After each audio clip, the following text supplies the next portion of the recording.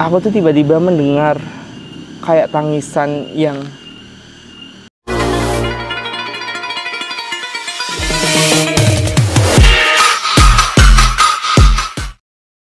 Halo semuanya, selamat datang lagi di channel aku di Agung Ristama. Dan tentunya kali ini aku akan melanjutkan kisahku lagi di Kisah Indigo episode ke-5. Kalau kalian semuanya belum melihat episode sebelumnya, dimana aku menjelaskan tentang 3 dunia, kalian semuanya bisa lihat.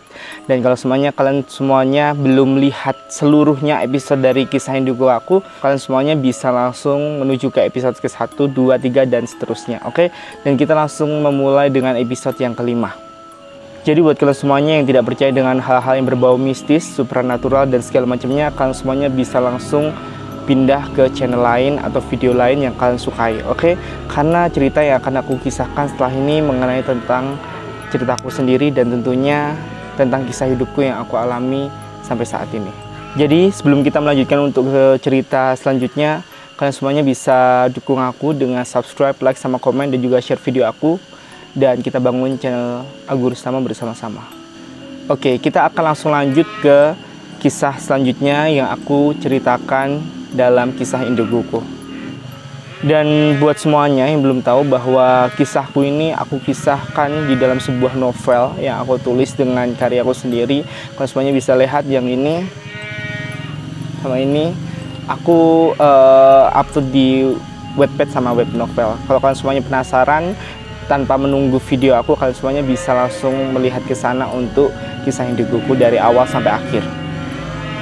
Oke, buat semuanya, kali ini di episode kelima ini aku akan membahas tentang bagaimana pada waktu aku mengalami kisah-kisahku yang selanjutnya. Dan ini adalah titik yang saat aku benar-benar gak kuat untuk nahan semuanya, karena semua indera penglihatanku, indera pendengaran, dan semuanya tuh benar-benar sensitif. Sampai aku tuh benar-benar kayak gak kuat, aku tuh kayak bener-bener gak kuat untuk gimana sih caranya untuk ngontrol semuanya.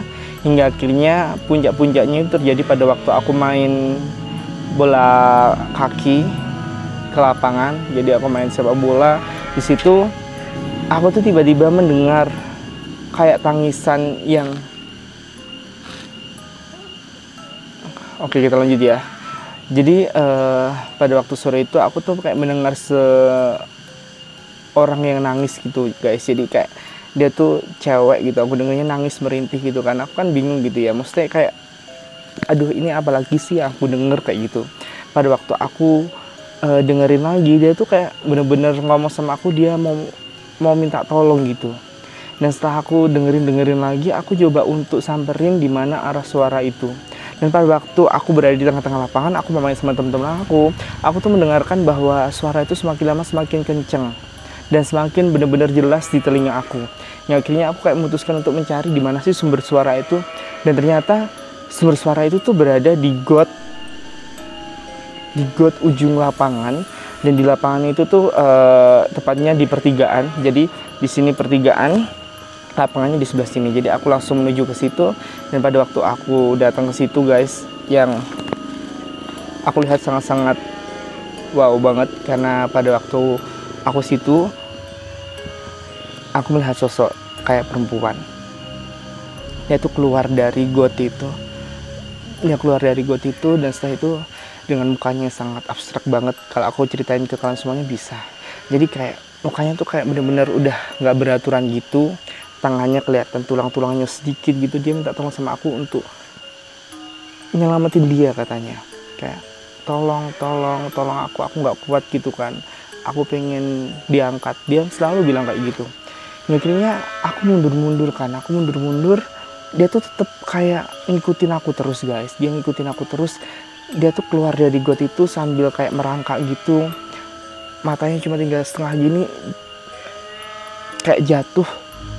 Soalnya aku tuh kayak kadang-kadang kalau nginget kejadian itu tuh jadi kayak aku tuh mengulang lagi kejadian itu, hingga membuat aku tuh kayak bener-bener kayak aku ngerasain lagi. Sekarang aku cerita sama kalian tuh kayak aku ngerasain lagi tentang kisah yang aku alami pada waktu aku berada di lapangan itu. Pada waktu dia berjalan ke depanku, ke arahku tuh, dia kayak bener-bener minta tolong guys. Jadi muka semuanya amburadul segala macem. Baju-bajunya kayak cuma camping. Habis itu pada waktu dia bener-bener udah mendekat ke arahku, Aku di situ masih speechless, aku nggak bisa ngomong apa-apa. Aku diem di tengah-tengah lapangan. Banyak banget anak yang ngeliatin aku, manggilin aku tuh kayak bener-bener kayak aku nggak bisa denger mereka. Kayak aku dengerin hanyalah suara cewek ini, dia merangkak ke arahku, nangis sambil matanya keluar satu, jatuh, ada belatung. Dan setelah itu lama-kelamaan suaranya dia tuh kayak semakin memenuhi pikiranku. Dia nangis, dia terisak-isak dan segala macamnya. Dan di situ aku jadi pusat perhatian satu anak lapangan. Karena aku mulai menutup telingaku, dan aku tuh kayak teriak, tolong, minta tolong. Karena nggak mungkin mereka tahu apa yang aku maksud. Akhirnya aku bilang bahwa sikilku slow, tolong bawa pulang aku, tolong aku dibawa pulang ke rumah. Aku minta seperti itu karena benar-benar nggak kuat guys. Jadi beberapa orang gotong aku gitu kan untuk pulang ke rumah, dan cewek itu aku lihat lagi udah nggak ada. Dan selanjutnya pada waktu aku nyampe di rumah, aku benar-benar nggak kuat karena kayak aku benar-benar nggak bisa lanjutin ini gitu kan. Semakin lama penglihatanku semakin benar-benar nggak bisa terkontrol, karena aku bisa melihat sesuatu hal yang kayak benar-benar creepy banget, yang sebelumnya aku lihat cuma kayak bayangan manusia, arwah dan segala macamnya. Namun semakin lama itu kayak bayangan itu semakin jelas kejadiannya, dia seperti apa dan segala macamnya kayak gitu. Jadi setelah aku nyampe pulang ke rumah, aku minta bapak aku untuk nutup mata batin aku karena aku benar-benar nggak kuat.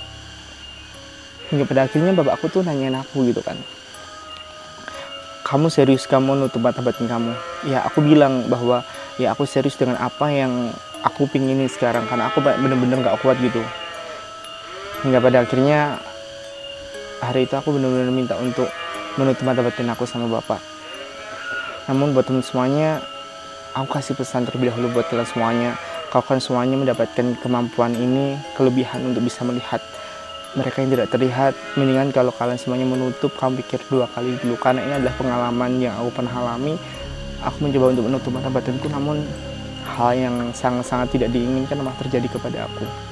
Hal-hal yang sangat-sangat menyeramkan dalam kehidupanku, dimana aku tahu tempat yang sangat-sangat tidak seharusnya aku kunjungi. Sebenarnya untuk mata batin tuh kayak sebenarnya simple gitu ya, tapi masalahnya kalau ini keturunan tuh kayak beda banget, karena ini sebenarnya udah diberikan oleh Tuhan gitu, udah dititipkan sama kita gitu kan. Ngapain kok kita nolak gitu kan.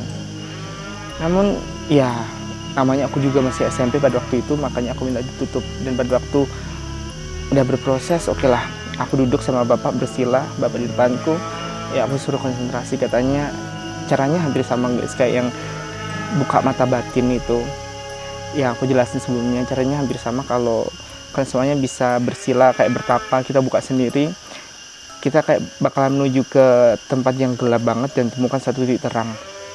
Aku temukan satu titik terang itu, aku berlari untuk mengejarnya. Dan pada waktu aku bener-bener udah mau dapetin ke titik terang itu, tiba-tiba tuh kayak titik terang itu semakin menjauh gitu kan. Semakin aku kejar dia semakin menjauh, hingga pada akhirnya aku benar-benar nujuin langsung ke situ.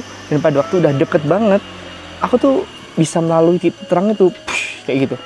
Namun hal-hal yang benar-benar nggak aku kira tuh terjadi setelah aku melakukan hal itu. Bagi kalian semuanya, mungkin aku nggak bisa ceritakan hal itu sekarang. Kalau kalian semuanya suka dengan konten-konten aku, kalian semuanya bisa komentar, oke? Dan tentunya aku bakalan ceritakan untuk kisah aku selanjutnya di video aku selanjutnya, oke? Dan buat kalian semuanya yang udah nonton video ini, jangan lupa untuk komentar dan juga berikan pendapat kalian, apa sih yang kalian mengerti dari kisah aku yang saat ini, yang aku ceritakan barusan. Jadi buat kalian semuanya, terima kasih untuk nonton videoku. Jangan lupa untuk subscribe, like, sama komen. Dan buat kalian semuanya, kalau kalian semuanya mau lanjut ke kisah indigo episode ke-6, kalian semuanya bisa komentar di bawah, oke? Sampai jumpa di video selanjutnya. Bye-bye.